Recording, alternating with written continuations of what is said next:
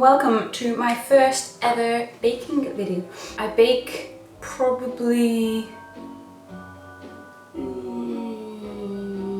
once every 2 months, so not very often. This may not come out exactly how I want it to, but we'll see. I'm gonna try my best because I saw a baking video that I thought looked amazing and I really wanted to try it.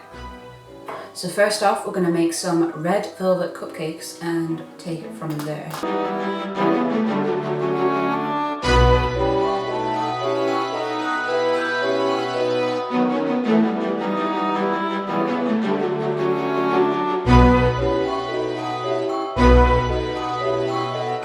So, whilst we're waiting for those to cool, let's make our cream cheese frosting.